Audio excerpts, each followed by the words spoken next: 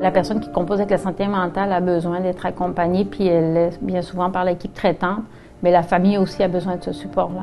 Parce qu'on sait que les familles sont importantes, on parle de rétablissement aujourd'hui, puis la famille est très importante dans le processus de rétablissement de la personne. Mais pour être bien là-dedans et efficace, on va dire, dans l'accompagnement, elle aussi a besoin d'être soutenue.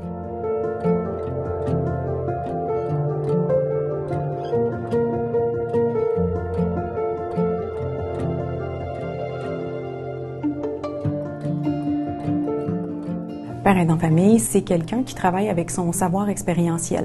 Donc, par le fait d'avoir passé par là, qui est là pour les familles, qui est là pour les écouter, qui les comprend bien, puis travaille avec les enjeux du moment. Je vous donne un exemple. On a une famille dont le proche se retrouve à l'hôpital. C'est sa première psychose. Les parents comprennent pas trop qu'est-ce qui se passe. Puis là, actuellement, il serait en rencontre avec le psychiatre.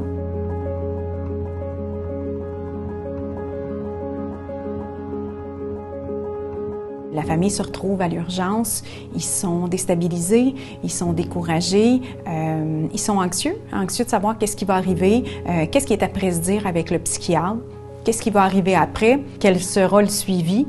À ce moment-là, la père aidant de famille arrive sur l'unité, elle va voir l'équipe traitante qui va discuter de la présence de la famille sur place et puis qui va inviter la père aidant de famille à aller les voir.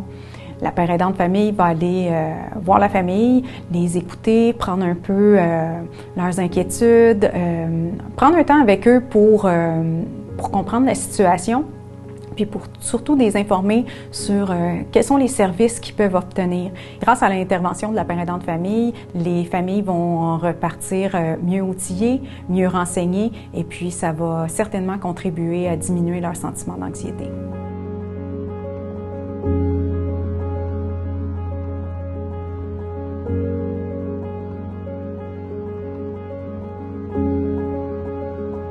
Mon fils, il y a 1 an, a fait une psychose suite à une très grosse consommation de cannabis. Il a été hospitalisé pendant 5 semaines et suite à cela, on a eu le diagnostic de schizophrénie. Ça a été un choc parce que nous, on avait mis ces agissements-là sur le dos de la consommation. Une père aidant de famille a fait une présentation en Zoom, puis elle a parlé de son parcours. Et ça m'a tellement rejoint et que là, j'ai compris. Il y avait quelque chose de différent dans son discours par rapport au discours médical, qui entoure, qui est un peu plus technique peut-être, qui est moins émotif. Les pères aidants deviennent très, très utiles sur l'unité même parce que, veut pas, vous connaissez le contexte, la pénurie de main-d'œuvre, les infirmières sont très, très sollicitées.